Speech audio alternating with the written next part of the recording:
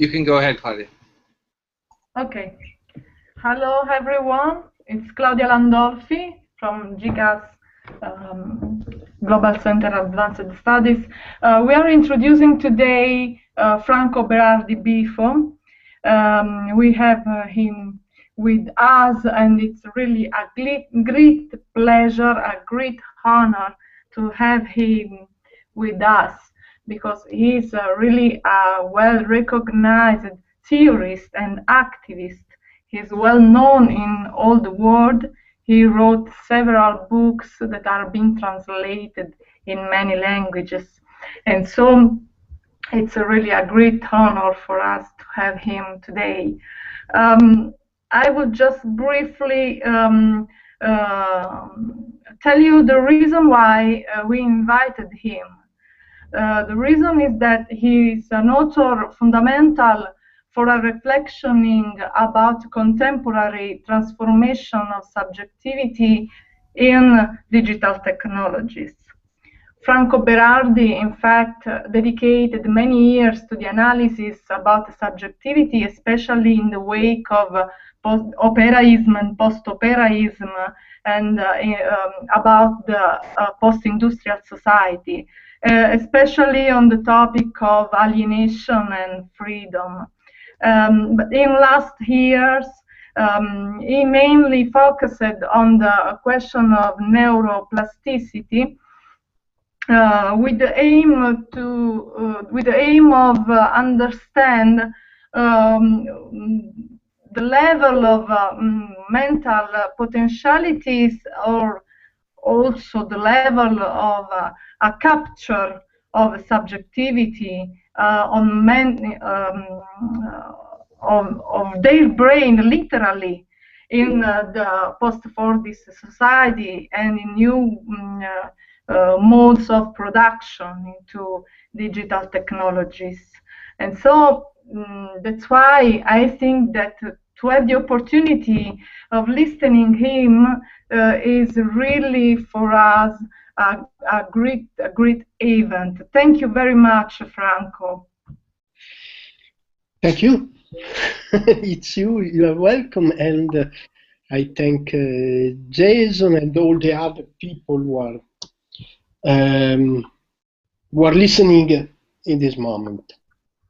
So can I start? Can I go? Yes. Well, sorry. Just I forgot. Sorry, to tell you that I suggest the reading of your book, The Soul at Work. Just an information that I forgot to tell you. Sorry. Please go on, please. Sorry. Well, I will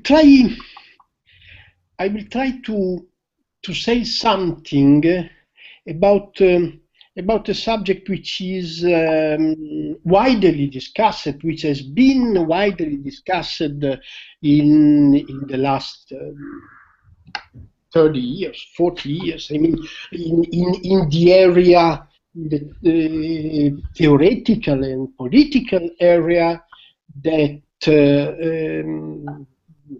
in Italy took the name of autonomia, and has been widely discussed in general in that theoretical movement that is called post-operaismo, and also in the French post-structuralism. This subject is subjectivation. I mean, the concept of subjectivation is my starting point. I will try to understand something about the history of this concept, but also and mostly about the present context, about the contemporary context in which we can speak of subjectivation. Félix Guattari is probably the main reference when we speak of, when we try to understand what this concept means. There are no subjects, says essentially Félix Guattari. There is a process of subjectivation, a process of continuous change, redefinition of our relation to the world. So,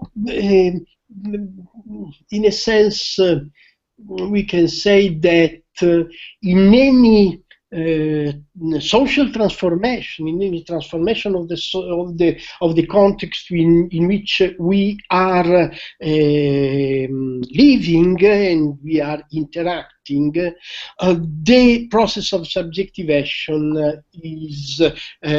has to be redefined. I would also propose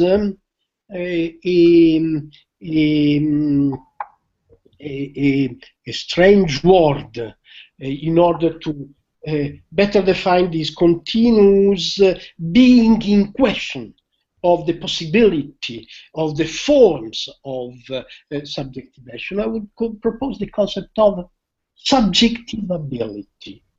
I don't think that someone has already proposed this concept, and also I see, I recognize that it's a little bit strange, but it's easy to understand. Subjectivability is a sort of, it's a question. A question about the possibilities of a certain kind of subjectivation. There is always a process of subjectivation, but the condition in which subjectivation happens, these conditions are continuously changing in relation to social context, in relation to technological context, in relation to the forms of communication, and so on. So I want to ask me a question which is crucial by the point of view, I would say, of the political relation to our being subjects. I want to ask, is it possible nowadays a process of conscious and autonomous subjectivation? This is the question that I want to start from. I repeat, subjectivation is a sort of constant in the history of social relations, but that spatial forms of subjectivation that we can define conscious and consciously autonomous, that is not obvious. That is not something that we can take for granted. The possibility of a conscious autonomous subjectivation, these have to be redefined in the present context. I'm talking so of a subject which is dramatically linked to the present becoming of the world. And I would like to make a precision. I refer to the theoretical context that was defined by what is commonly known as Italian post-operaismo in its relation with the French post-structuralism. And I want to ask me, what is defining this theoretical movements? Well, my answer is exactly this.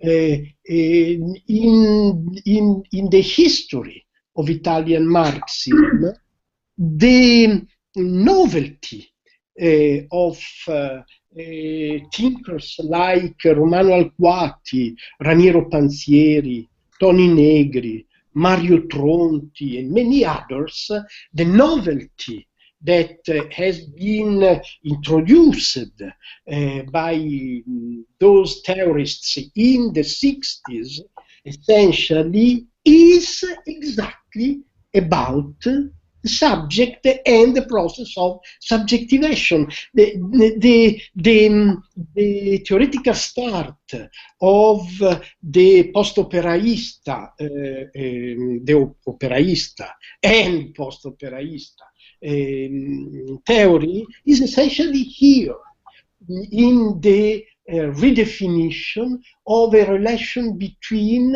the social production, the field of the economy, and of the general social composition, and the possibility of a process of subjectivation. So displacing the emphasis from the structure of capitalist production to the process of becoming subject is, in a sense, the essential move that motivates the creation of what we call post-operaismo in Italy. But in a certain sense, I would say that this kind of theoretical move is quite similar to the theoretical move that you can find at the beginning of what is called in France post-structuralism. I mean, also in the works of philosophers like Deleuze, Guattari, Michel Foucault, and others. Also in that context, you see that the original start, the beginning of a redefinition of the philosophical framework is linked to this emphasis on the process of subjectivation. Obviously, the philosophical framework in which the French post-structuralists were operating in the 60s and in the 70s is different from the Italian, but at the bottom you can find this kind of parallelism. In an article written in the year 1971 and published by the magazine Change, a magazine directed by Jean-Pierre Fay, Félix Guattari writes, the title of the article is Machine et Structure, the machine and the structure. You see, in this article, Guattari essentially says the structure, the concept of structure is always referring to what happens inside, and it's always referring to a constant in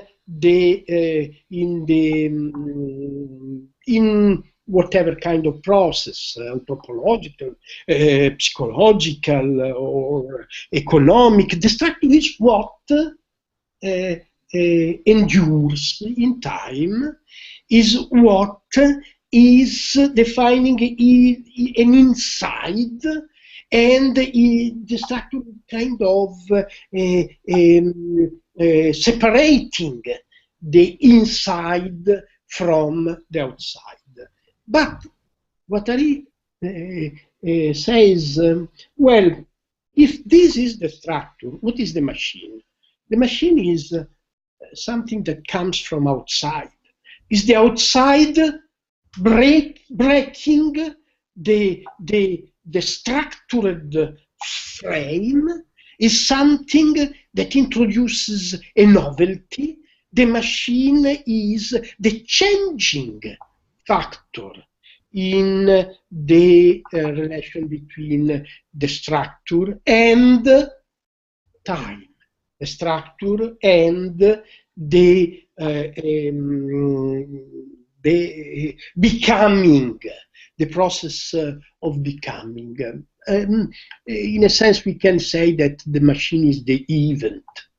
The machine is what cannot be reduced to the constant of the structure. Well, in a sense, I think that this relation between the persisting form of capitalism, for instance, of capitalist society, and the workers' subjectivity in the 60s, in the 70s, this kind of relation between workers and capital is conceived by the Italian operaisti according to the Guattari relation between the machine and the structure. Frankly speaking, in the 60s, the Italian operaisti did not know the work of Felix Guattari. The theoretical and political pathway of the Italian operaisti has met the philosophical pathways of the French post-structuralists only in the late 70s. But you see, we can find a sort of common pathway in the history of these two theoretical movements in the age, let's say, in the age of 68. The process of subjectivation, so, is defined as the main motor, the main force of transformation of the overall frame of social relations, of production, the economy, and so on. The theoretical novelty of the post-operaismo italiano, so, is a sort of reversal in the relation between the history of capitalist development and the history of the workers' movement. The workers' movement is not a product, an effect of capitalist development, but the workers' movement is continuously redefining, by his subjective point of view, is continuously redefining the general framework of the capitalist development. You see, the machine, the workers' movement being the event, the machinic event which breaks the existing structure of capitalism. I don't want to elaborate more about this subject. I don't want to go in depth in the definition and in the history of Italian post-operaismo and French post-structuralism. That's enough. But well, I would say just one more word, if you agree. I would say that the essential novelty is the idea that the social composition, the cultural composition of the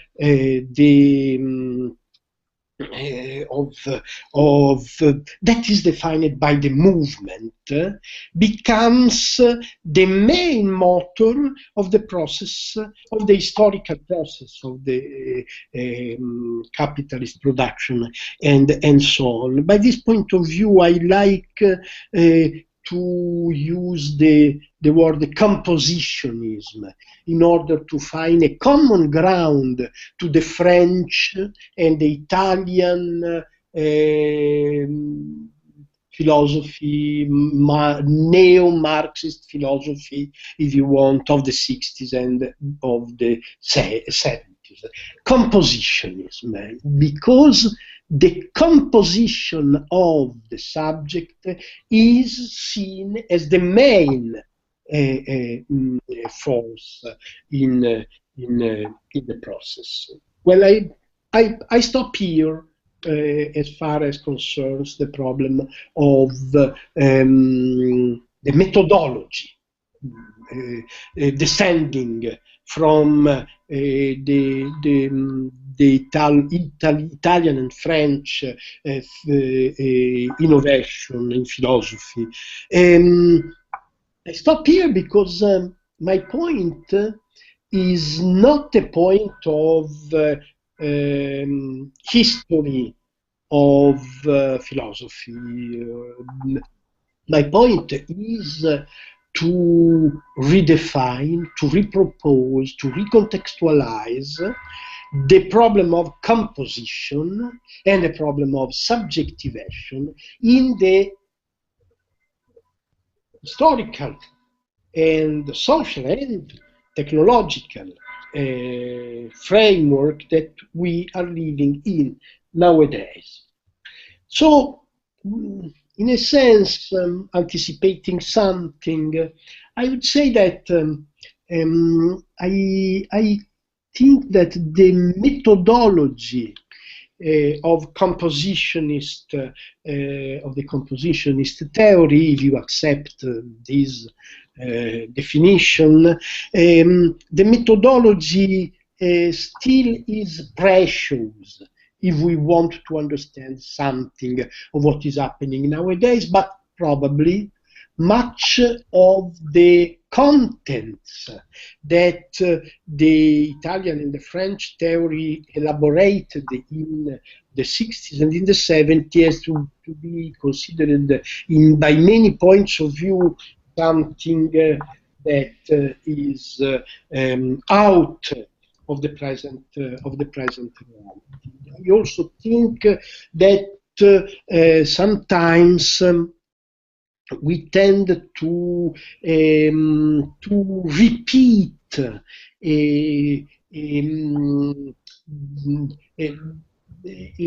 repropose a model for the social content of our theory, and this repetition is totally is bad. It's not useful. I prefer to say the composition of methodology is useful because it gives us the possibility of asking the crucial question. The crucial question being, is it possible a conscious autonomous process of subjectivation? This is the useful legacy of the compositionist methodology, but at the same time, too deep is the transformation that we are obliged to recognize in the present reality, and this is in a sense obliging us to recognize that much of the theory of the theoretical contents elaborated by the Italian and French theory of those years is out of touch with the present reality. Why so? I want to take one point, just among many, that is a good example of what I want to say. In the last 10 years, let's say more than 10, in the last 15 years, since Seattle, since the days of Seattle, November 1999, we have been witnessed a sort of new wave of movements which have taken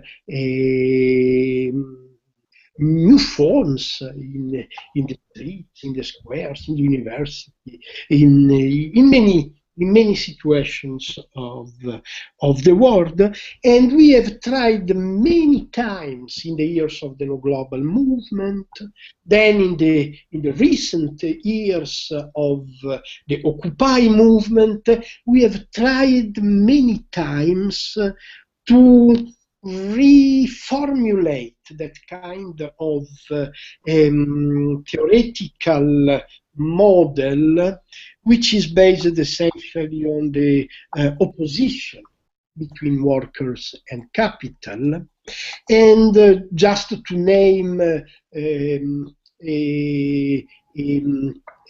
precise formulation of it, I can refer to the Negri Hart formulation of the concept of multitude. Well, I think that the formulation of the concept of multitude has been a generous attempt to reconstitute that kind of oppositional model that comes down from the 60s, the 70s, comes down from the 20th century in general, but actually, if you try to understand what is happening now in the world, you see that that concept has been essentially useless for the understanding of the present process of subjectivation. I try now to enter in a more precise definition of the present context, okay? And I start saying that obviously our attention is focused primarily on the technological transformation that took place in the last 30 years or so. When we use the word post-Fordist, for instance, we essentially refer to a social and economic transformation that has become possible because of the technological of the introduction of a new technology in the field of social communication, in the field of production, and so on. I would say that this transformation is not a transformation. Is not only a social transformation. It is something that goes more deep than a transformation of the social or political relationships, because it is mutating, it is transforming, it is affecting the very texture of the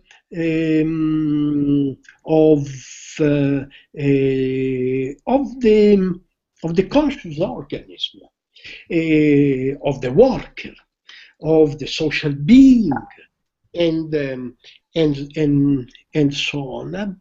I think that we should use, in a strong sense, the word mutation more than the word transformation.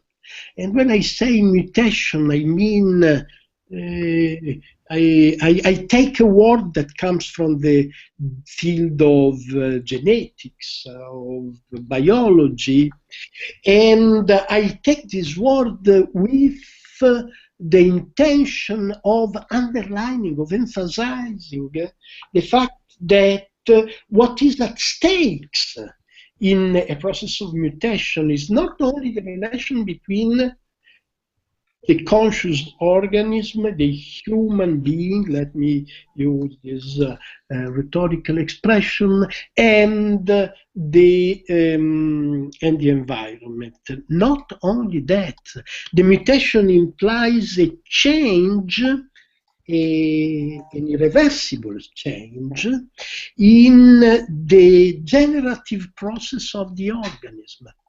It's a process of morphogenesis that takes place in the shift from the history of modern industrial production and the present history of what? Post-Fordism? Well, post-Fordism is a good way to approach the new reality by the point of view of the production of goods, of the relation between workers and machine and so on. But I think that we should go deeper in the definition of this mutation. And I propose well, just as an attempt of definition, I propose to I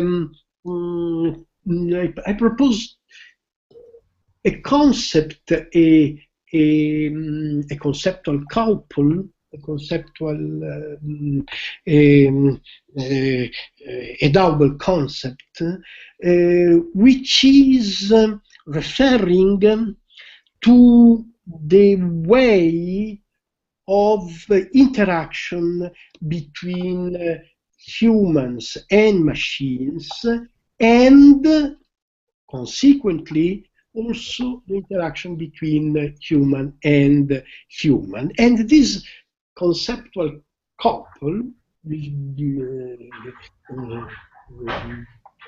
is the couple of conjunction and connection. I think that in the mutation that we have been living and witnessing in the years, in the transformation that has followed the introduction of the digital technologies in the field of communication and in the field of production, in this passage, the real mutation has involved a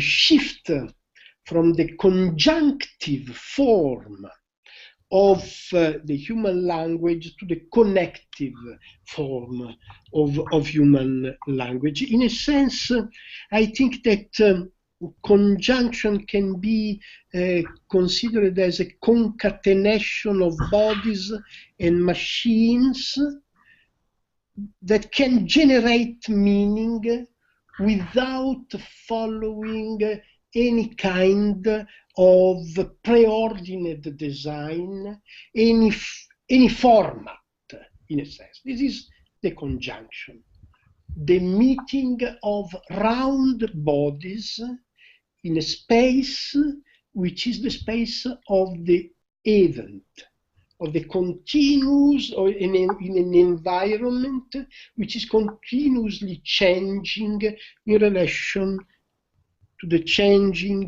of the interactive conscious organisms. Let's say conjunction is the uncertain relation between round bodies looking for a possibility of exchanging meaning, of producing meaning. Meaning is the effect of the conjunctive relation, of the conjunction among bodies. When we enter the field of connection, something is changing at this level. at the level of production of meaning. Connection is a concatenation of bodies and machines that can generate meaning only if they follow an intrinsic design, which is human-made, but objectified in the machine. Connection is a concatenation of bodies and machines that have to obey to a format. You know, if you connect to machines that have been regulated according to different formats, they do not exchange anything. If you want that those two machines can exchange something, you have to format them according to the same rule, to the same code. All right? Okay?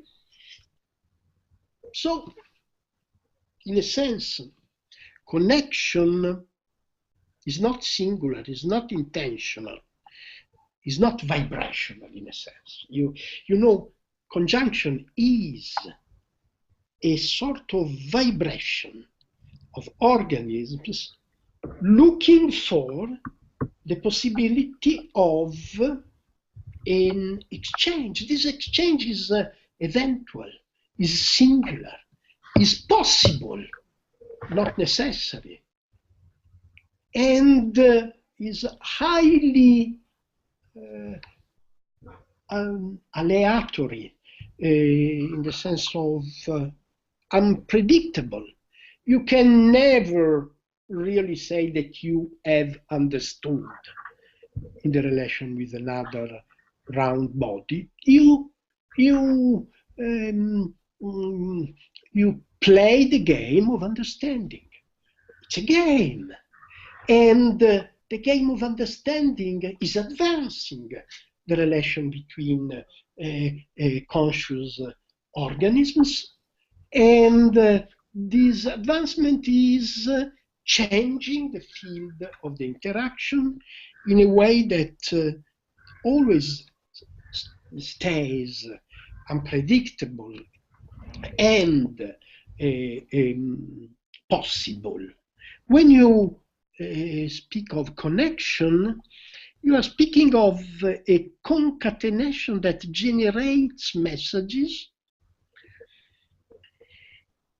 only if the agents who connect have been previously formatted according to the same rule, to the same format. The organisms, the agents that enter in the connective relation have to share the same syntactic code that makes possible the generation of messages. Syntaxis. You know, the shift from the space of conjunction to the space of connection is, first of all, a shift from the space of pragmatic understanding to the space of purely syntactic understanding. What is syntaxis?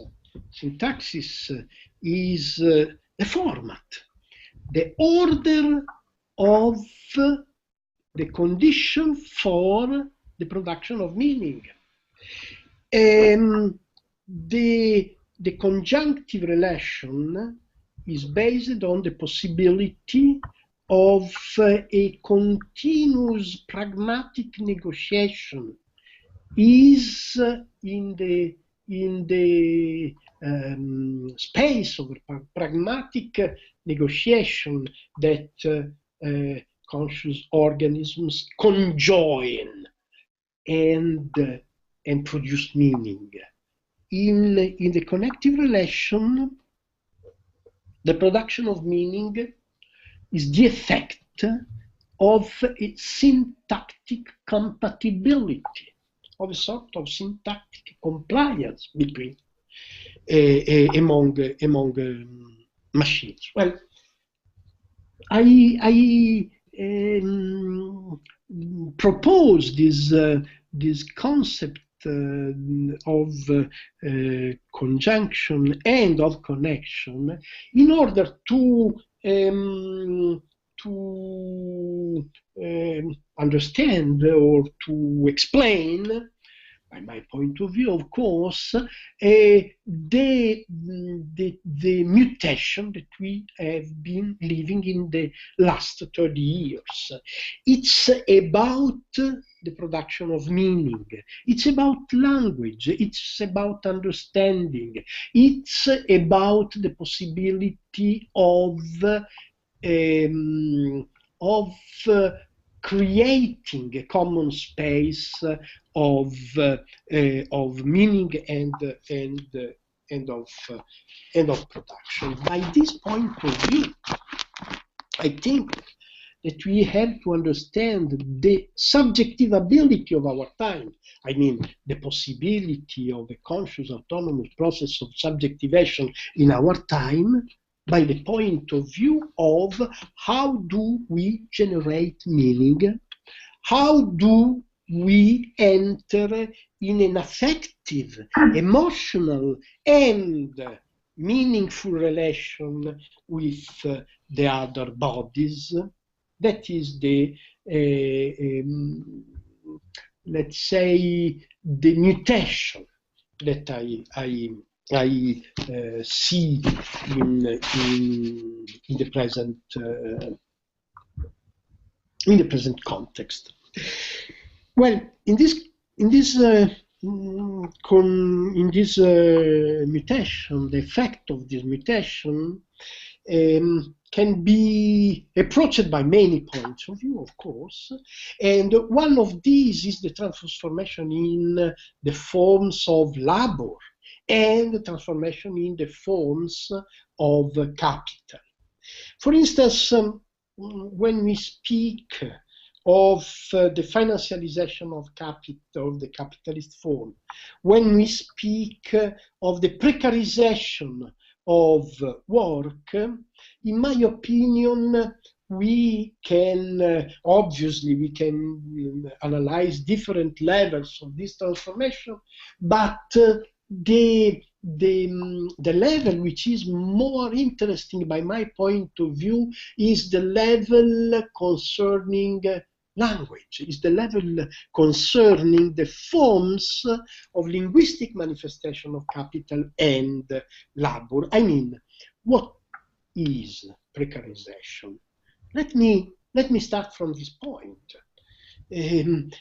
What is precarious labor? And what is the relation between precarious labor and capital? Of course, you can define precarity by a juridical point of view. It's a good level. By the juridical point of view, you can say that precarity means a relation which is never legally fixed in the relation between capital and labor, which is continuously redefined at the legal level, and so on. You can define precarity by many points of view, but in my opinion, the essential feature of precarity can be found at the level of the transformation of work as linguistic production.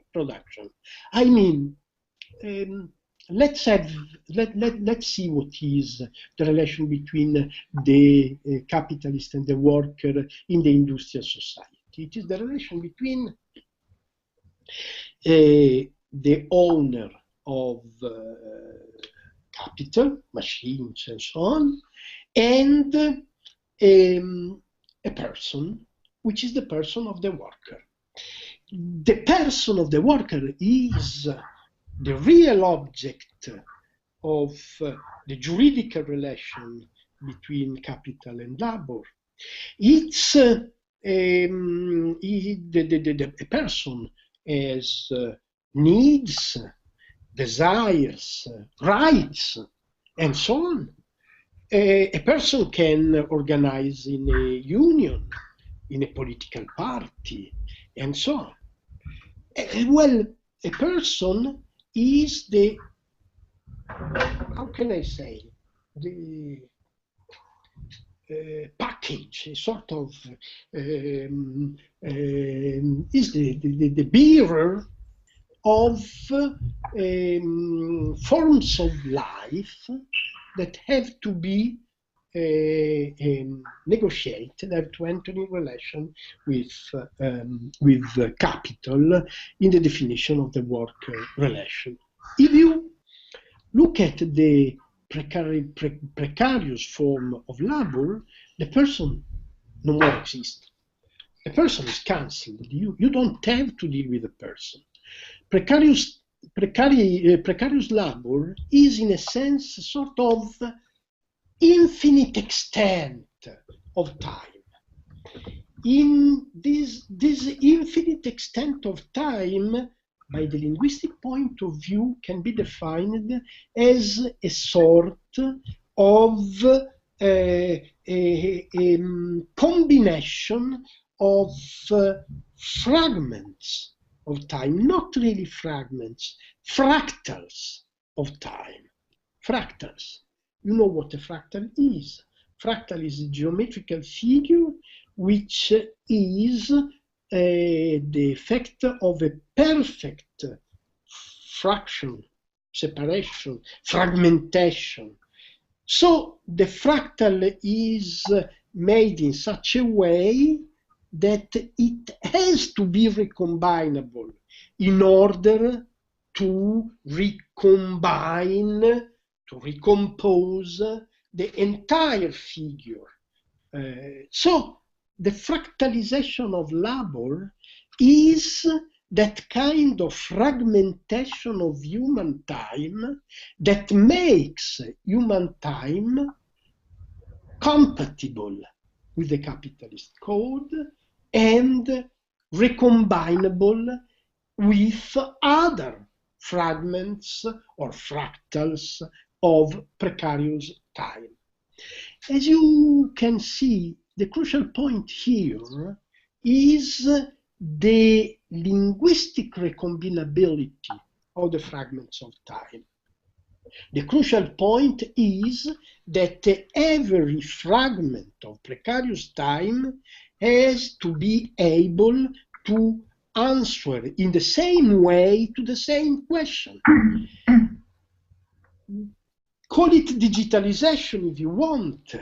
It's the subjective side of the digitalization. I would say it's the organic side of digitalization, is the point where the organic submits to the digital inorganicity. Is the point where life, organic consciousness, becomes compatible, combinable, subjected to the inorganic form, syntactic form of capitalist of the capitalist format. I think that the main political, social problem of our time is exactly here. Why precarious labor seems to be too difficult to organize, up to the point that probably we have to recognize that precarious labor will never be able to recompose in an autonomous and conscious form. Why so? What has happened? Obviously, you have lots of juridical problems. A precarious worker can be fired in 5 minutes, he has no guarantees, and so on.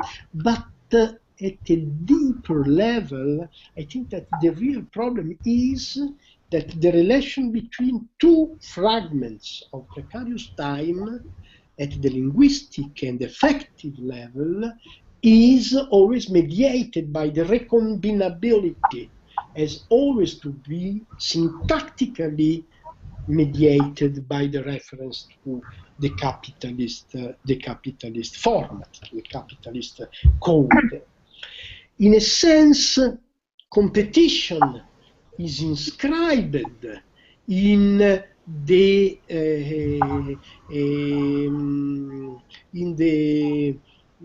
linguistic format of precarious labor, and competition obviously makes impossible a pathway of solidarity, a pathway of social and political recomposition between the fragments of precarious labor. You remember that at the beginning of the neoliberal counter-revolution, there is a sentence by Margaret Thatcher, which is a sort of curse, a sort of prophecy, or maybe of self-fulfilling prophecy. Margaret Thatcher said, there is no such thing as society. Society does not exist. That was not a description. This was not a descriptive enunciation. This was, I would say, a self-fulfilling prophecy. Margaret Thatcher said, with those words, she said, we are aiming at the possibility of destroying the socius, of destroying society as a place of conjunctive understanding. Of course, Margaret Thatcher did not use these concepts. She did not speak of conjunction and connection. She spoke of market. She spoke of a place where any act of language, any act of exchange has to become syntactically equal to all the other acts of language. This is a space where individuals are individuals, but not singularities. Individual, you know, is simply the bearer of a juridical identity. Singularity is the subject as event, as unpredictable possibility of meaning, of enunciation. The neoliberal transformation, which is deeply connected, which is deeply linked to the connective mutation, the neoliberal transformation was based on the idea that singularities had to disappear from the scene of production, and only nude individuals have to subsist, have to interact as fragments, as fractals, as connective units of a process of continuous recombination.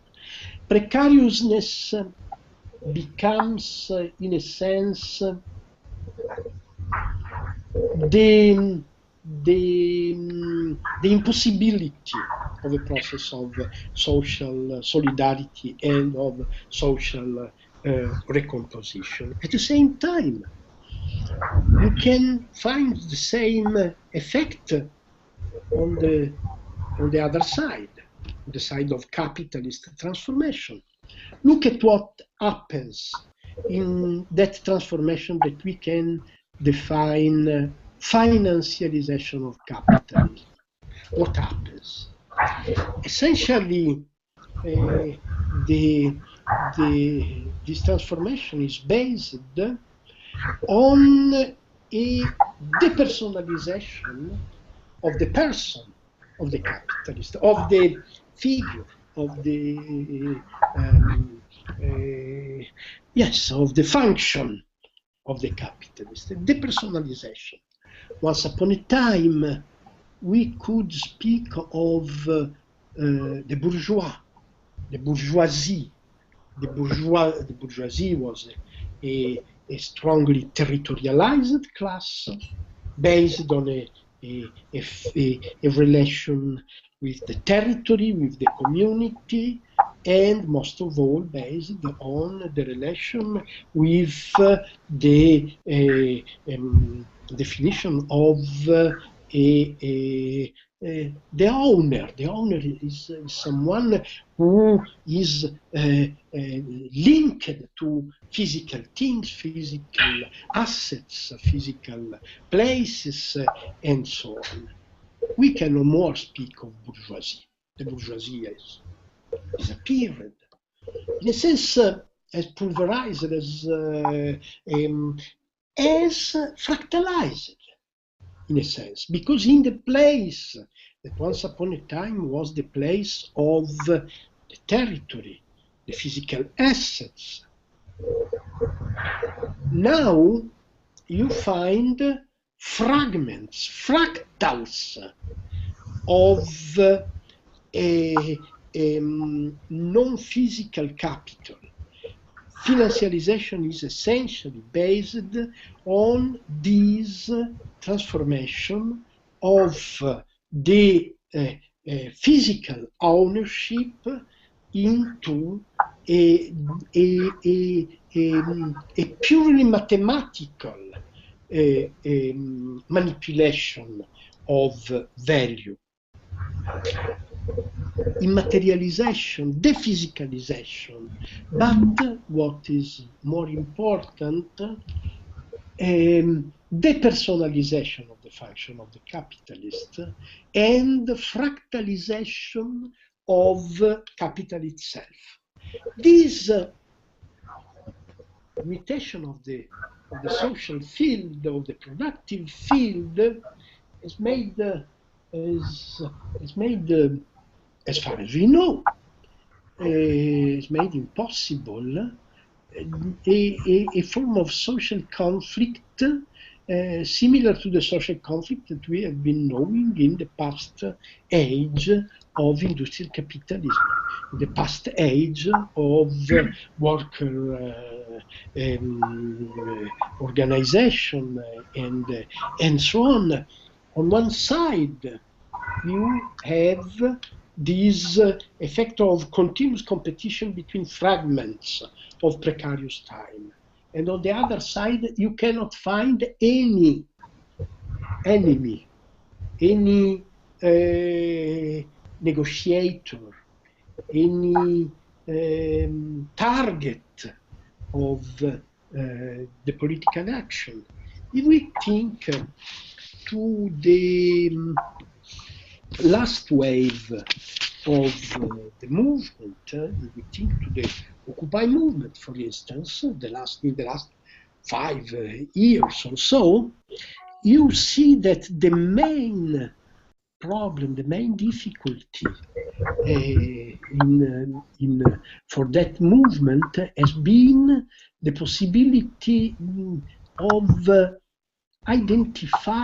precisely identifying and precisely targeting the enemy. The enemy was an abstraction. The enemy was a mathematical, algorithmic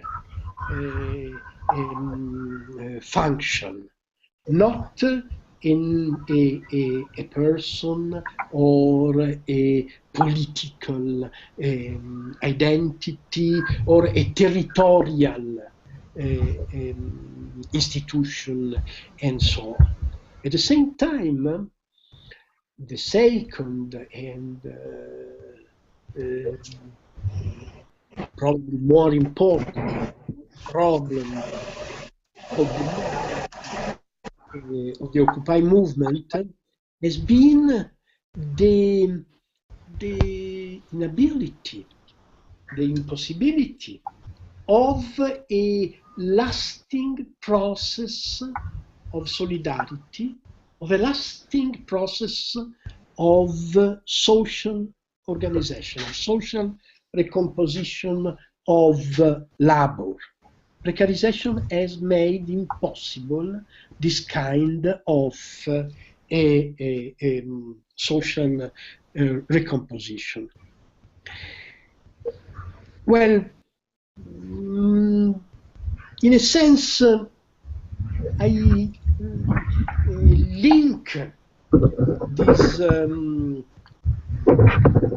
double transformation, this double impossibility to the technological transformation that has been produced by the digital revolution, to the technological transformation that has taken the form of a shift from conjunction to connection.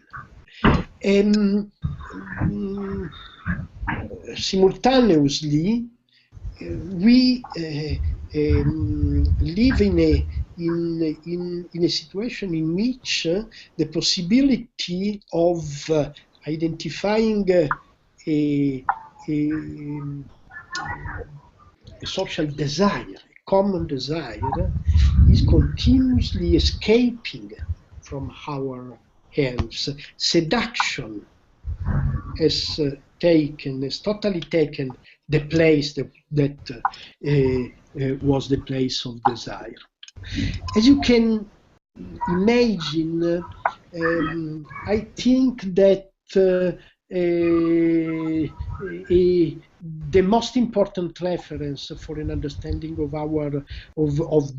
the present situation is the name of Jean Baudrillard. Jean Baudrillard is a French philosopher who played a role that was different from the role of the post-structuralist desire theory and so on, and was different also from the Italian post-operaista school. In the 70s, Baudrillard wrote several books. Particularly, I want to remember a book titled Death and Symbolic Exchange. Probably Symbolic Exchange and Death. I always forget the right. Well, in that book, Baudrillard is anticipating the process of precarization that now we are living in a form that is totally visible, is totally dominant, and the essential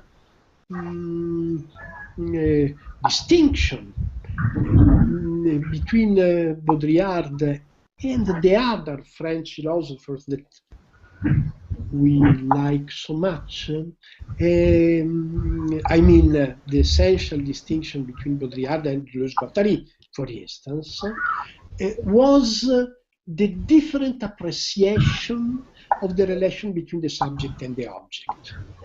The process of becoming subject was the fundamental definition of the political identification of the subjectivity in the theory of Deleuze and Guattari. Baudrillard in some works, like for instance in De la Séduction, a book that he wrote maybe in 79, 80, he says, well, the subject is important, of course, but you forget that the main force of our time, of the time of advertising and of reification, is la force d'attraction, the attractive force of the object. The process of subjectivation in Baudrillard is, in a sense, reversed in relation to the desire theory. He also says desire is interesting, oh yes, but be aware that desire is also the leading force of advertising, the leading force of the capitalist transformation of our time. In a sense, Baudrillard was a provocateur, if you want, in relation to the political definition of the theoretical, of the critical theory of that time, but his provocation was also a sort of anticipation of the transformation that has been deploying itself in the following decades, and that becomes totally evident in our time. Well, I don't want to. I know that I have 2 hours of time, but I think that it's enough. Enough.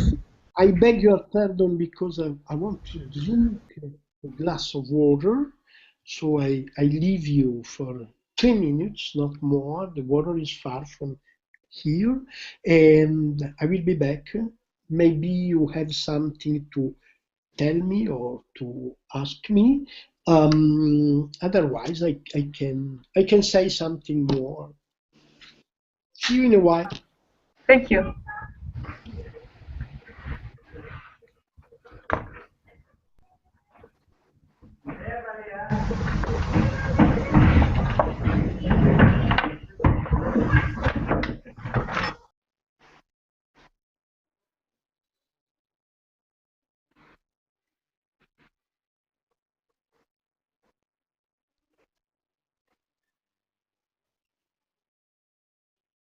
Jesus.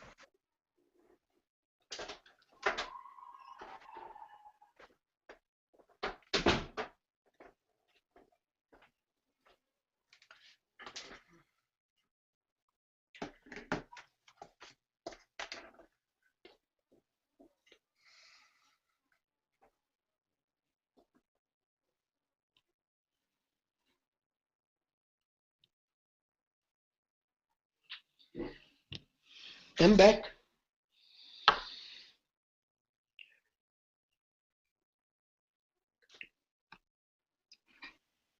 Great. Let me turn up Claudia's mic. Yeah.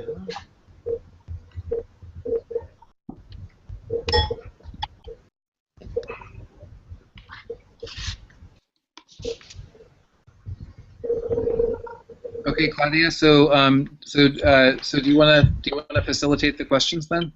Yeah, Franco, thank you very much for this really splendid intervention, so rich of many insights and very stimulating. Maybe sometimes also a bit frightening, I can say, because this image of the fractalization of subjectivity, I confess that it scares me a bit. Is an horizon that it seems to me a bit dangerous and hard to manage. In a certain sense, you told that the enemy is no more recognizable. The enemy that oppresses us is no more a person, but a sort of algorithmic function. And I guess that this is the great problem of the rearticulation of language and of discursive level on a sort of digital and binary combination that limits our ability to conjunct each other, to the conjunction. I really enjoyed really much your difference between connection and conjunction, and you see in society on the horizontal and maybe I can say immanent level of society, the possibility of conjunction as production of a good style of life. But you are warning us to also be aware of the fact that the society as the place of conjunction has been attacked by a neoliberal system, has been the main object of restructuration of capitalistic system. And so in this frame, subjectivity loses his face, we can say maybe. You touched many levels because your research, your thought, and your experiences are so deep that obviously your discourse is very complex. So you talked about the relation body-machine, the level of language, the level of discourse, the level of our ability to traduce in discourse, to interpret what is happening to us. All your reflection lead us to do the question about our possibility to be conscious of what is happening to us. For some aspects, this can be linked to some points that we touched yesterday about the management of our psyche, we can say. And this management is not neutral, but vehiculates a model, an anthropological model that maybe is a sort of new form of eugenetics that is no more directed to the biological sphere, but also on the psychic and mental and emotional also level. And so it's important your reflection on the syntaxis and the synoptic level, the syntactic level that could help us to open this cage, trying to be still able to reconjunct our energies, our creative force. But I would ask you if this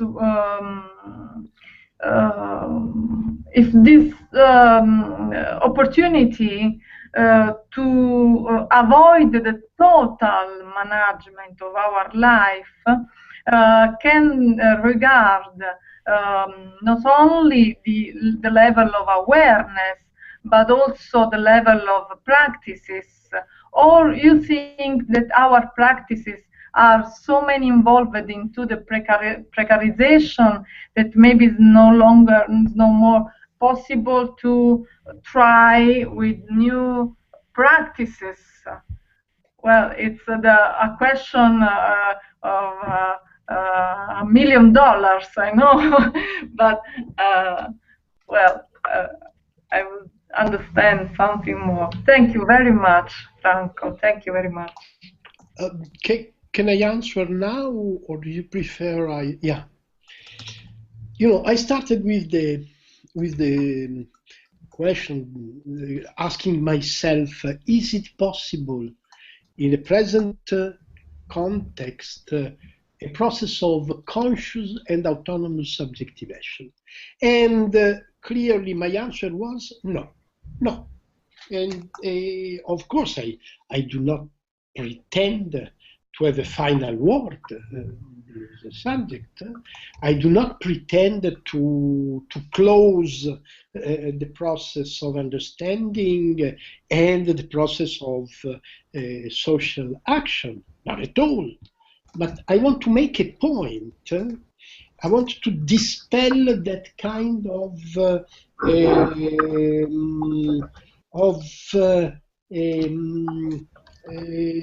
expectation and of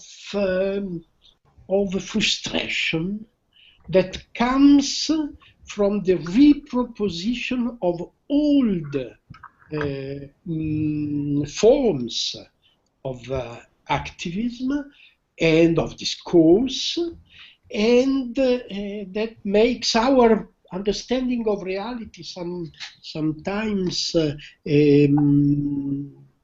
vague, obscure, rhetorical in a sense. I particularly referred before to the concept of multitude, which I considered a rhetorical way of escape from the present reality. So I try to say more as an answer to your question about the present relation between the description of our reality, of the surrounding reality, and the sphere of action, of praxis, if you want. Let's have a look at the world now. Let's look at the map of the world, from Japan to India to the Caliphate, to Ukraine, to Catalonia, to Argentina. Let's have a look at what is happening, and mostly let's have a look at the suffering side of the present psychosphere. And what can we see? What do we see? And and also how can we conceptualize the present situation? I would say that we are facing a sort of opposition in the world, an opposition which is also a convergence by many points of view between the financial abstraction, which is prevailing in the field of capitalist power, and which is investing, pervading the precarious life of cognitive work worldwide, precarious financial abstraction. And on the other side, well, of course, financial abstraction is based on a sort of denial of separation between the brain, the working brain, the brain of the working general intellect, and the body, the social body, the erotic body of the general intellect is cancelled, is forgotten, is denied. This is crucial in the definition of the present situation. The body and the brain are essentially unable to connect. We are living 8 hours per day in front of a screen, exchanging signs, exchanging information, stimulation, and so on, and production with in existing bodies, with bodies that are not in our bodily environment. So the daily life of the general intellect, like the daily life of the financial abstraction, has totally erased the body from the scene. At the same time, what happens in the physical world, in the geopolitical world? The body comes back. The body is coming back, but it's a decerebrated body. It's a body which has no link, which has no conjunction with the brain. Is a body which is only able to reclaim its physical space of expression is the fascist body that comes back on the scene of the world. I use the word fascist, although I know that it's an old word that is not well explaining what is happening now, but it's the only way to define the decerebrated body of nationalism, of religious sectarism, of sexism, of aggressiveness, of this kind of a recombinant aggressiveness, which is totally unable to recompose the body of the general intellect. So, if we have a look at the map, at the geopolitical map of our time, it's scary. I mean, we cannot play the rhetorical game of the multitude. The multitude is made by those people who are voting for the Nazist Shinzo Abe in Japan. The multitude are made by those people who vote for Narendra Modi in Japan. The multitude is the Sunnite, the creation of the Sunni caliphate in the Middle East. The multitude is private sector and the Putin fascism and so on and so on. That is the reality of the body, of the insurging body of nowadays. Can we say something about the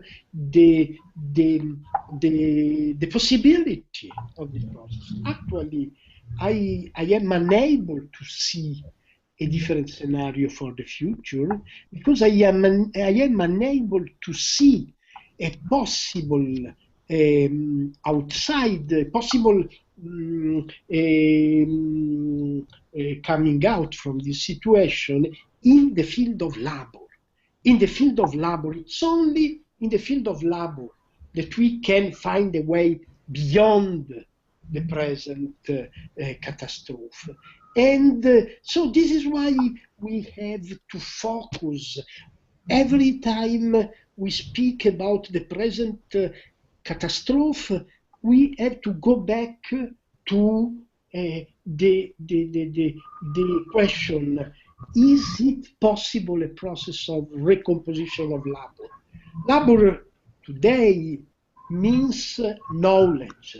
Labor means technology. Labor means the global interaction, the global collaboration, the global connection and conjunction of infinite individuals, persons, subjects, singularities that are trying to come out from the hell of exploitation and precariousness. Only from that Here we can find a possibility of going beyond, but this possibility is not at hand. It's not at hand because we have not yet found the key to the process of recomposition of precarious labor. All is here. Recomposition of precarious labor.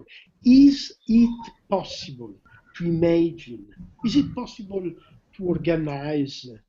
Is it possible to create a form of social, intellectual, affective, and political, of course, recomposition of precarious life? At the moment, I don't have an answer to this question. Thank you. Yeah, thank you. That was brilliant. We have a question from Mohammed, who would like to speak also. Yeah. I'm going to turn up your microphone, Mohammed, if you're ready.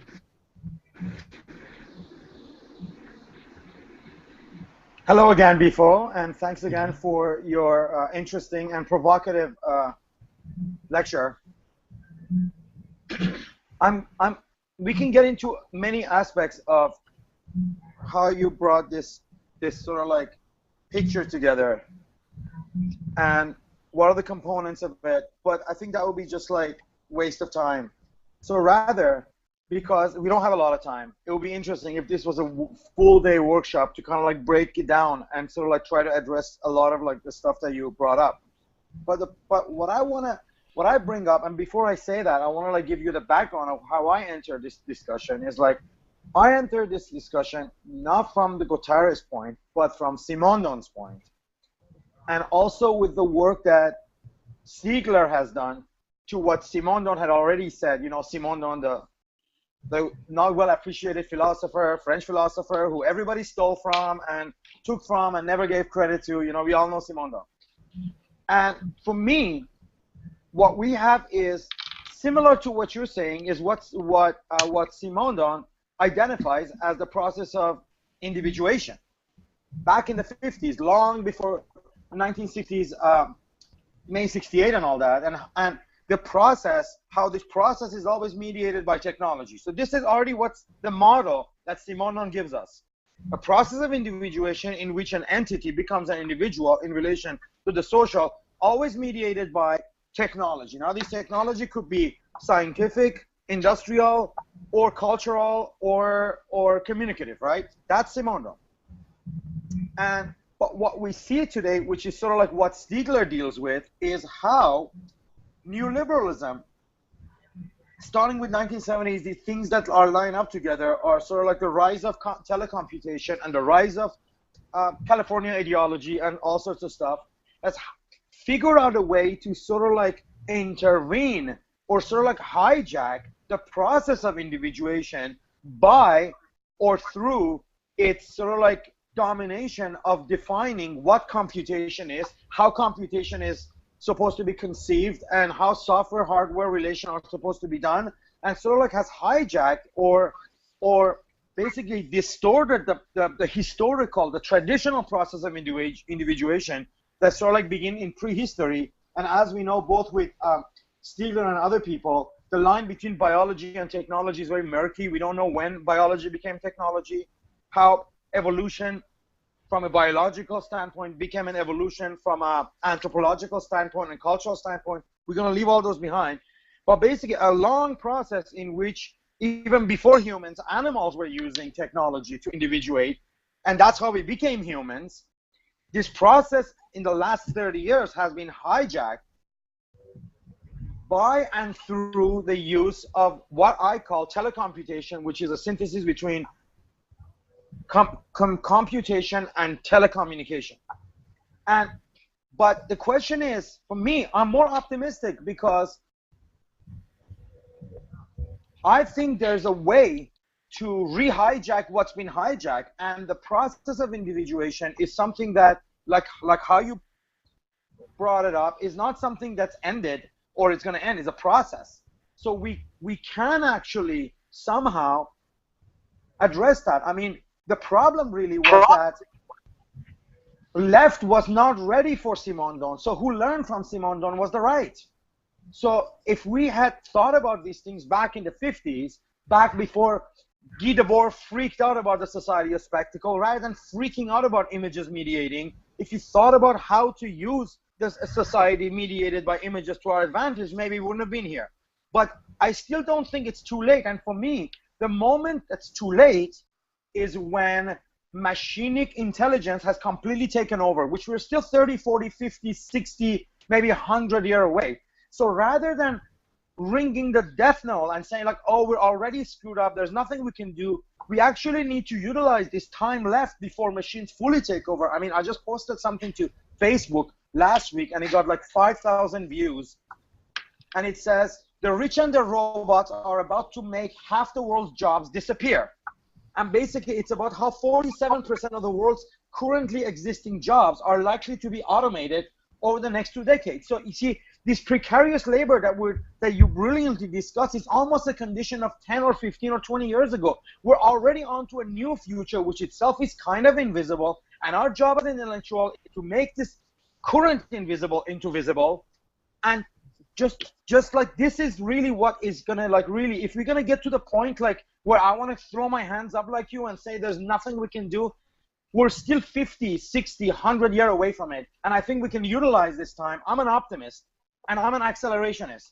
And I think acceleration is acceleration or computational or robotic barbarism. And I think we can do that. It's just a matter of how, and that's it. So thank you, Mohammed.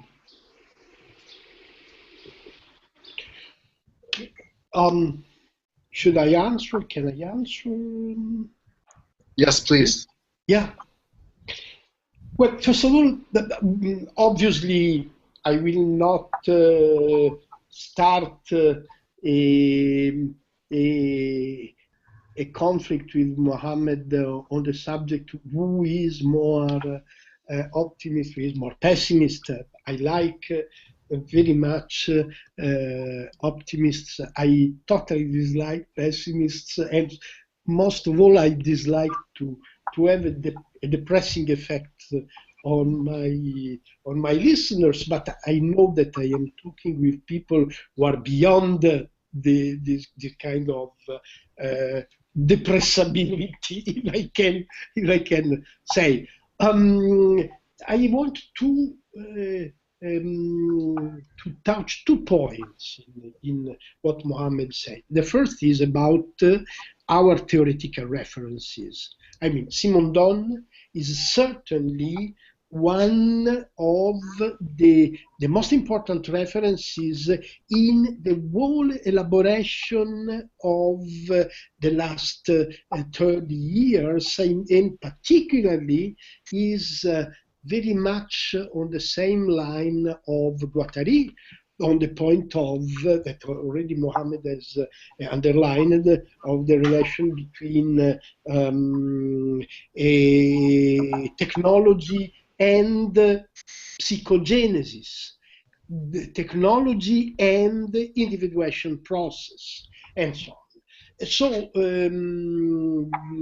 it should be interesting to go more deep in the creation of a theoretical cartography where you can see what is the point of connection between Simondon, Deleuze, and Guattari, and beyond that, other thinkers like I just quote same, like Gregory Bateson, which is a very important reference if we want to go beyond the European sphere of thought and find a Californian, American way of talking of the same problem.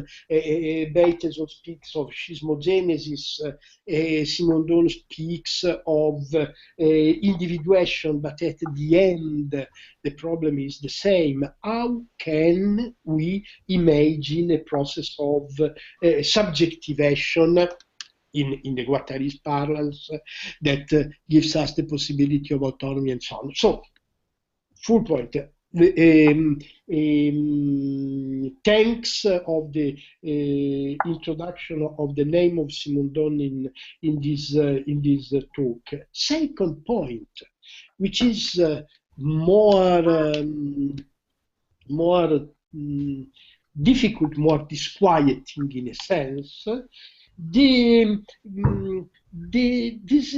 suggestion of Mohammed, who says, I think that we have a window of possibility in our future, and if I understand well what he says, this window of possibility is linked to the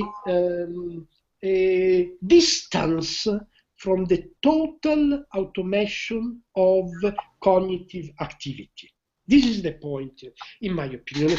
Mohammed says, if I understand well, in our future we have a space of possible autonomy, of possible activation, as long as the cognitive activity has not totally been subsumed, subjected, submitted, absorbed, captured by the cognitive machine.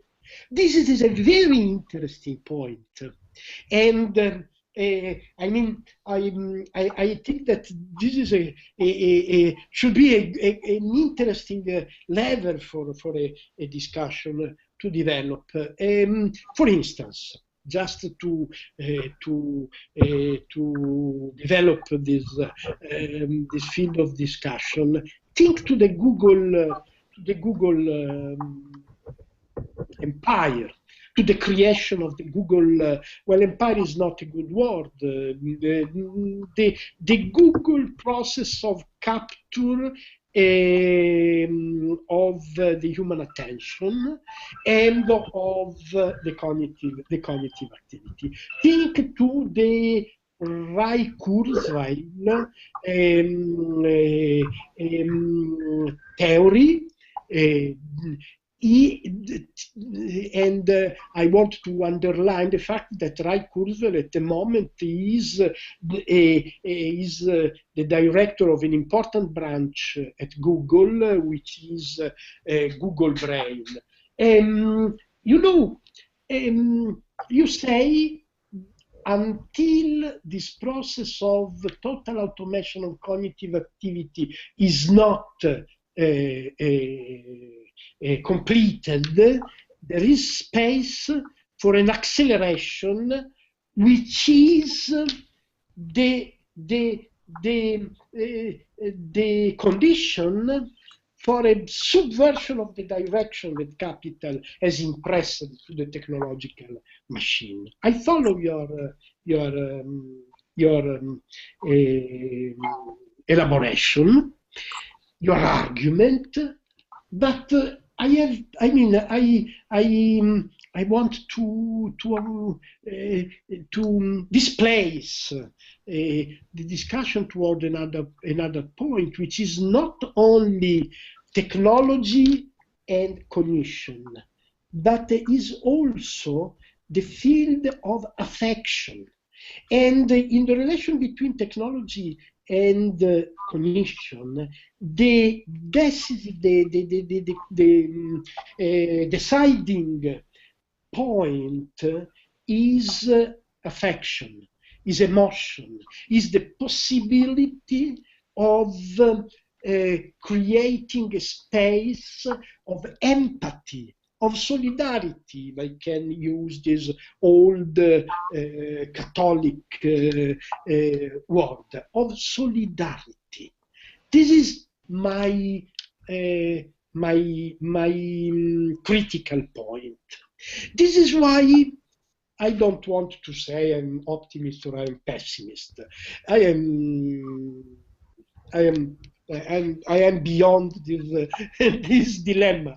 I want to say, if the problem was only the total automation of cognitive activity, I would agree with you. There is time, there is space, there is possibility for a détournement of this process of automation.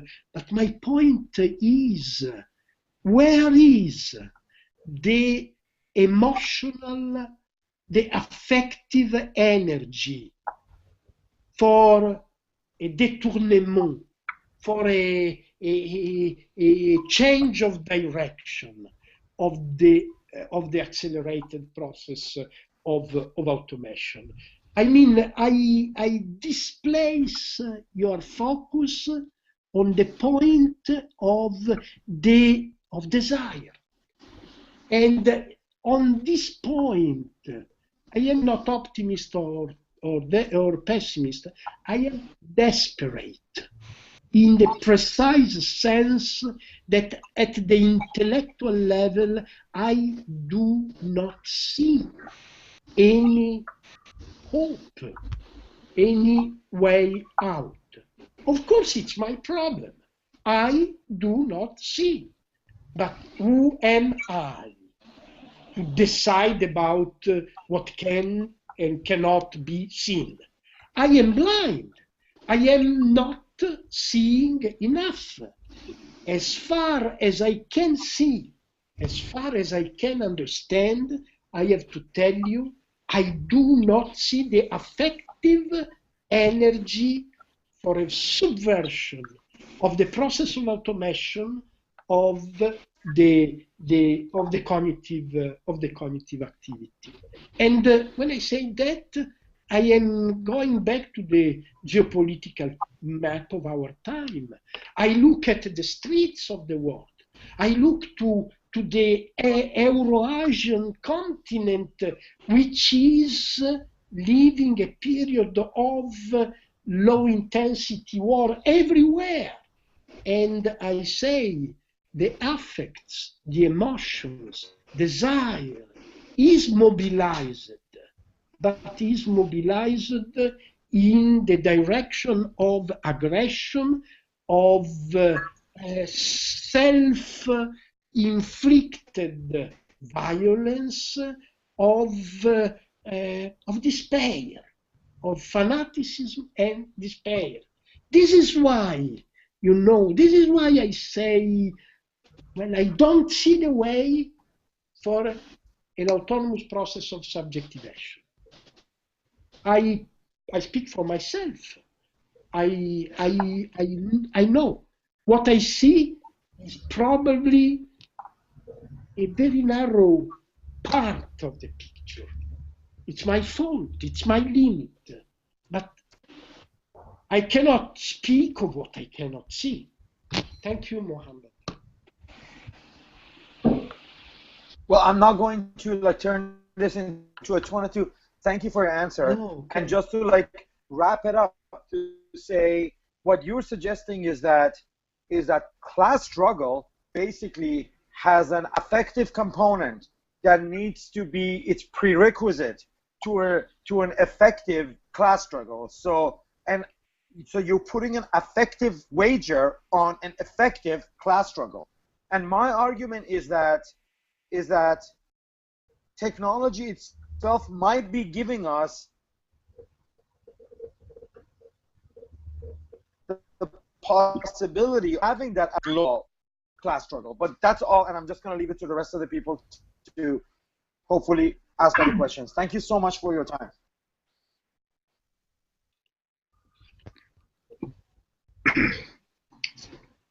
Yeah, that was really great. So we have Laura Wexler. Laura, did you want to pose the question that you wrote, or was that more of just a comment? Or if you want to make a comment, you're certainly welcome to do that too. Yeah. No, it was really a comment, but first of all, I just want to say that was just really fantastic, and the idea of the difference between the conjuncture and the connectivity is so fruitful for thinking, and the syntactical relation of the fractal, the way that the things need to merge through contact of syntax is, I think, a fabulous description. I have been interested in where the body returns in your discussion, and the pleasures of the body, and the drives, to use an old-fashioned word maybe, children. I understand, Claudia, you said yesterday that of course there is no body that's free. There's no natural body. There's no body that's free of cultural interpretation. But the immediacy with which little children are using the iPad. Perhaps you've seen that advertisement where the little baby tries to swipe Vogue magazine and she throws it away because it doesn't swipe. She's under a year old and she's already gotten the idea that that's what you do, and so she thinks it's a broken iPad, so she's done with the magazine. That's a penetration of the physical bodily presence of the digital in this infant's world. And it would seem to me that there is something, there may be a reserve of affect somewhere there that I mean, okay. I mean, I'm certainly not making the same kind of beautiful sense that you're making, but I'm trying to respond and give you fractions of what I'm thinking about after I heard you talk. The grip of the digital on the mind and the body is powerful, but I think that possibly the body has ways of disrupting that grip that we could think more about. That there are bodily events that are unpredictable, that they are the result of chains of action, of single people, of groups of people. Think about what happened in Seattle. It was not predictable, really, what happened in Seattle.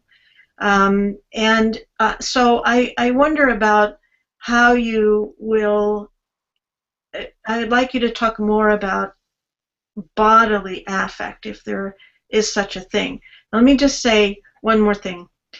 In the United States, we've been having these horrible mass shootings, and people have been, I mean, killing babies in school, people on the street. I mean, it's just absolutely incredible, and it's just repeating itself. And there are many, many people that want to stop this, and it doesn't get stopped.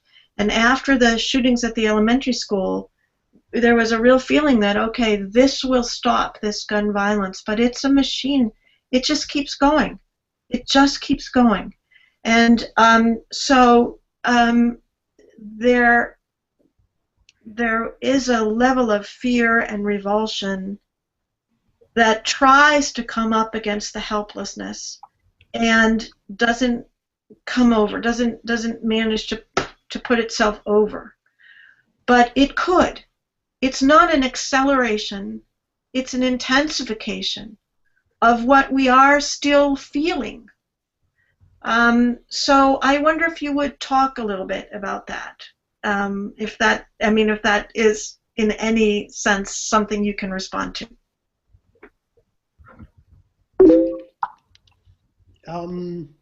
I see that we have only 3 minutes left to 8, and but I want to thank Laura for what she said, but also I want to tell something that is, is about my work, and as an answer to what Laura said. Well, I have been working in the last 2 years exactly on that subject, the subject of mass shootings in the schools, of mass shootings in places like Virginia Tech or Columbine or Newtown and so on, or Oslo, just to name different things. Well, my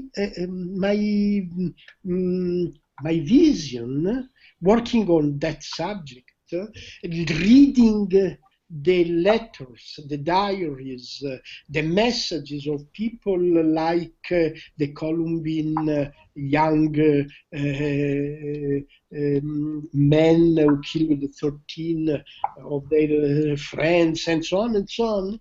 My conclusion there was that what they are doing is essentially to do with suicide, and it's suicide the essential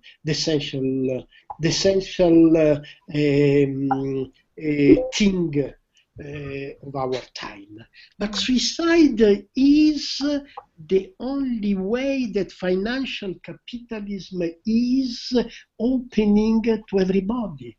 Essentially, financial capitalism is suicide of the humankind, is a sort of triumph of a suicidal way. I know that Mohammed would say that this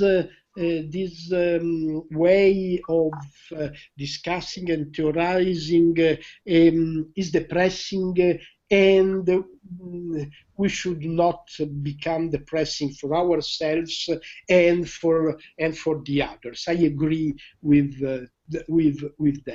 But the only way to come out from the present depression, you know, suicide has increased in the world of the 60% during the last 40 years. You can find the precise figures of the rise of suicide in the world in the website of the World Health Organization. Well, if we want to come out from this suicidal and depressive direction, we have to find a way of reactivation of the relation between the body and the general intellect. It's not enough to say that we have to go as fast as capital, essentially because it's impossible. And secondly, because I don't think that the body needs an acceleration. The body needs maybe an intensification, but a slow intensification in the field of desire and of the possibility of finding a way to autonomy. Well, thank you, Laura. Thank you. Thank you. Okay, so now Salim had a question. If you're ready, Salim. I have few minutes left because. Okay. Okay. Yeah. So I listen to a question. Okay, Salim, could you unmute your mic, please?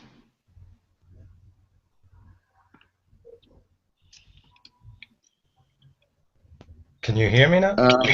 Yeah, now we can hear you. Yeah. Okay, great. It took some time.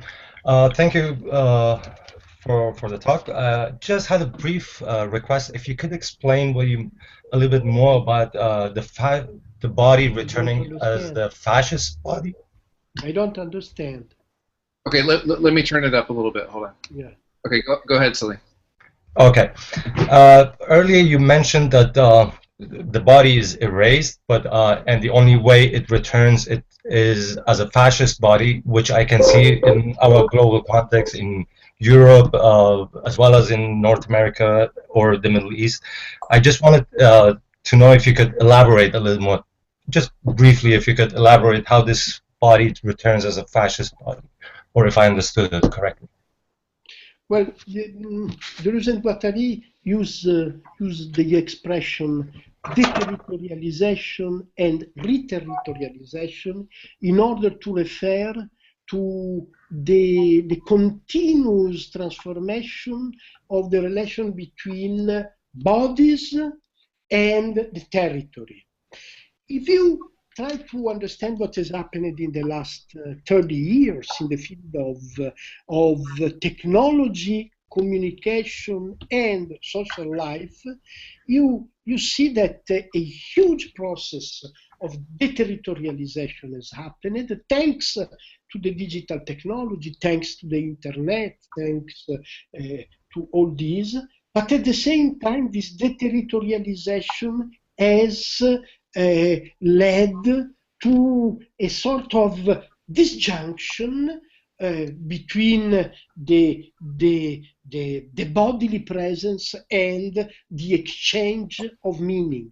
Meaning has become not only deterritorialized but also disembodied, detached from the bodily presence. So this is producing psychopathological effects in the behavior of the first connective generation. Psychopathologies which can be defined by words like panic crisis, attention deficit disorders, but also depression, and also suicide, and also, quite simply, loneliness. The people are more and more talking with more and more people, but they are bodily more and more alone, more and more isolated. What happens when bodies meet in the field of reterritorialization? A friend of mine who is teaching in a maternal school, teaching to very young babies, tells me that when children meet in her school, they tend to have a sort of fear of the other. They don't touch, they don't caress, they rather bite each other. The aggressive behavior is the first form of recognizing the body of the other in a space which is the territorial space. Well, what is happening at the world scale nowadays, in my perception, is, I would say, the coming back of the body in a situation where the brain has lost the ability to feel empathy for the body of the other, to feel physical, erotic, social empathy for the body of the other. At a political level, that means war. That means a decerebrated, astrategical war. Do you find the strategy in the war that the United States have been waging in the last 10 years? Do you find the strategy in the war that the Islam integralism, fundamentalism is waging in large parts of the world? I don't see strategy. I only see a sort of physical aggressiveness of bodies that have been detached from the brain. This is what I mean when I speak of the aggressive coming back of the body. Thank you. Bifo, thank you so much for today. Would it be at all possible to just do one last short question? Yeah. Or do you need to leave right now? Is it okay? Go. Yes, I'm listening. Okay, thank you so much. Okay, so we have a question. This is from Tristan Lang, and he raises the question, what is the practical implication for precarious academics of the general phenomenon of putting souls to work? He says, it seems to me that the implication is that for academics to try to avoid doing academia as a means of income if they want to retain the space for internal creative thought.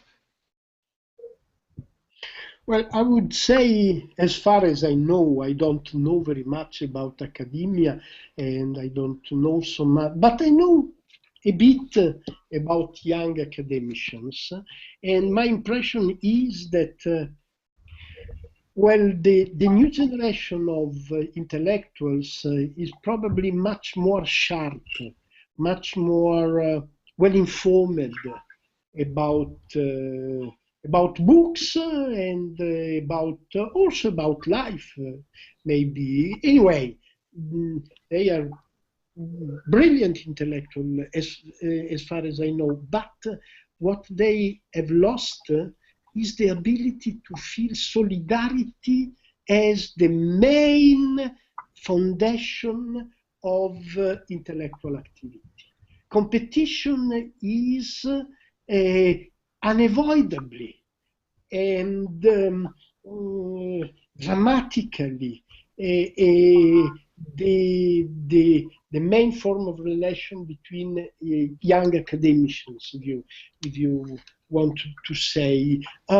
It's not because of a political or a moral fault. It's because the only way to assert yourself now is feeling, is perceiving your assertion as competitive in relation to the others, and also because the conjunctive collaboration inside the general intellect has been broken at the level of daily life, at the level of the relation between bodies. Okay. Okay, and he did have a second part to the question, but I know you need to leave, so I didn't want to ask too many questions. Should I ask the second part, or do you, Yeah, go. But I have an appointment in 5 minutes. So this will be the final. Okay, yeah. So this will be the final one then, and then turn it back to Claudia. Okay, so the second question is, what are the implications of your book, The Uprising, for interpreting contemporary colonialism? You say that the problem is that German banks are full of Greek time, and yes, this is clearly true, but equally true is that the current neo-colonial global economic power conditions conditions the ongoing extraction of time from the periphery towards the centers of power, both within the societies creating precarious labor, but also between states creating precarious economies, i.e. Middle Eastern economies were restructured prior to the collapse to make them maximally exposed to international economic shocks, which was in and of itself a major material condition for the Arab Spring. Well, I mean, the problem of colonialism is coming back in a very dramatic way, but I don't think that colonialism can be identified today in a territorial way. Colonialism is everywhere, and colonial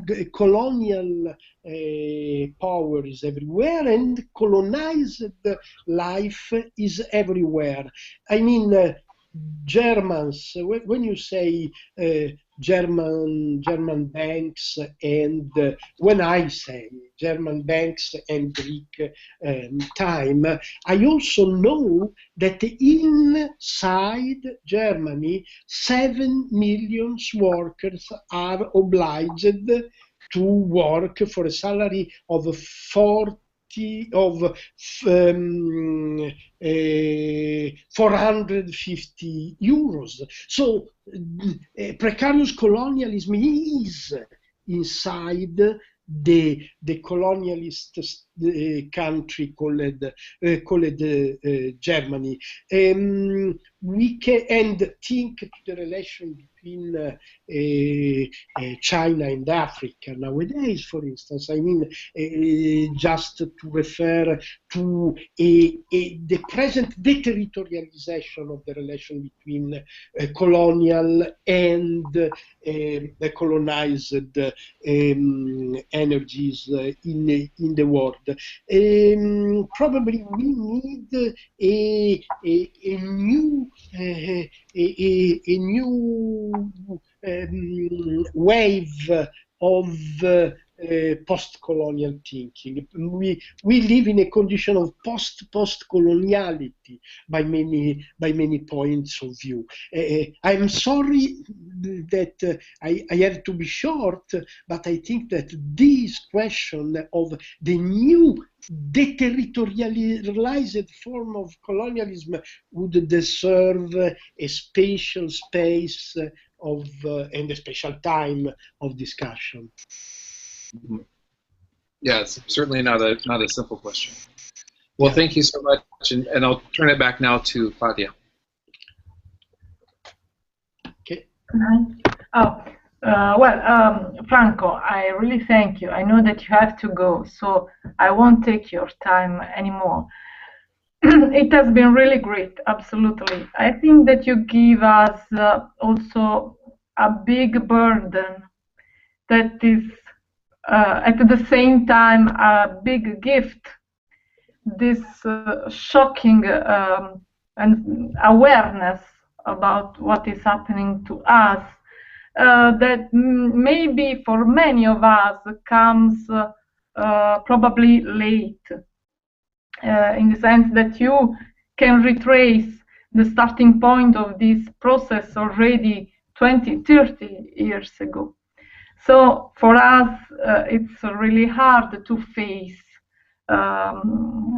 all this conceptual equipment that you are giving us today. We will go on in reflecting, starting from your gift, and I really want to sincerely thank you from the deep, and I hope that we will have another occasion for discussion and another possibility to re-meet, maybe after having elaborating this event of today. So really, thank you very much, Franco. Really, thank you. You're welcome. I thank you all. Ciao. Oh. Ciao.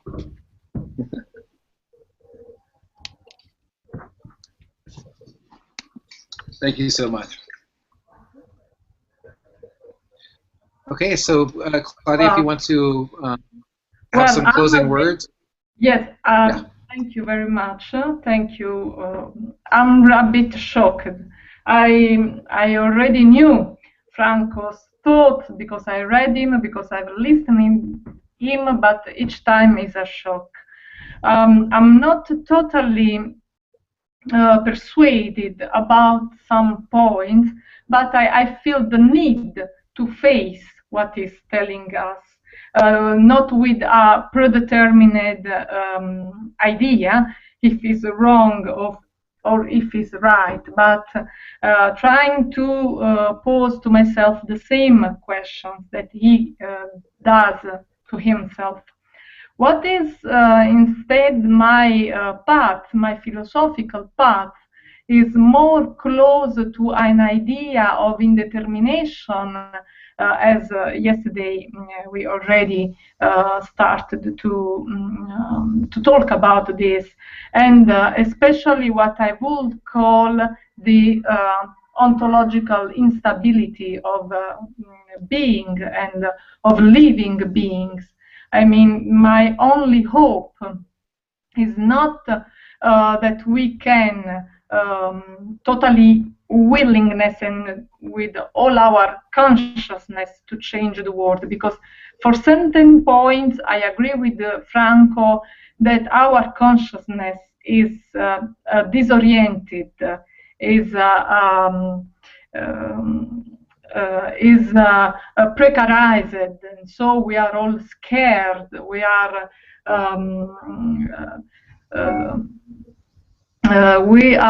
in a sort of irrational reaction to the manipulation of our life. So I agree with Franco when he talks about this problem of consciousness. And I'm aware of the fact that the technological level of intervention in our life is really, really, absolutely deep. We don't know even that when we call, for example, a society for asking information, is not answering as a person. We don't know that sometimes it's so similar to emulation of human beings that is we receive answers from chatbot we don't realize it. So it's a really complex situation. But I feel the need to nourish this idea of instability, of ontological instability, maybe because I'm scared, and so I need to think that something can happen, a sort of event that can change the reality. But I think that this changing can't be on global scale, only micropolitics. I think this idea of micropolitics, of micro experiences, that regard especially our ability to open our mind, open our emotions to what can happen to us. Maybe is a really philosophical position, because philosophy borns and arises from taumazein. So this idea of I don't know if you know the term taumazein is Greek, ancient Greek, that means to be surprised, to be open to let the world still surprise us. And so this is my personal perspective. And I only would say that I really appreciate very much your interventions, really interesting, the reference to Simondon, that of course, you're right, Mohammed, you're so right. He's always inspiring, but no one mentions him. And it's incredible. No one gives him credit, especially on an academic level, but he's absolutely fundamental. And another point, important certainly, is Salim question about the fascist body, and we can return on this. What is a really problem. And also, Laura, I loved really very much your difference between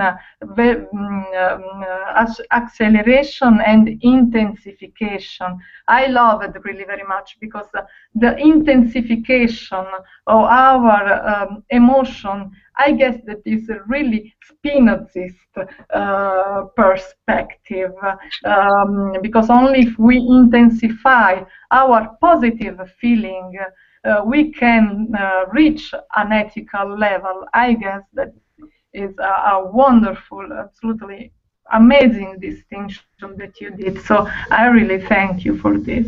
And I thank you all absolutely for your attention and your time. And I hope that you enjoyed it this day.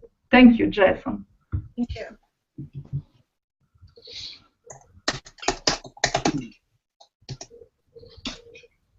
Great, thank you all.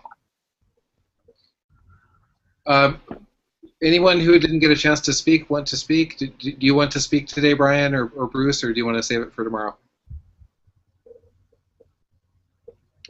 Let me turn up your mic so you can answer that question.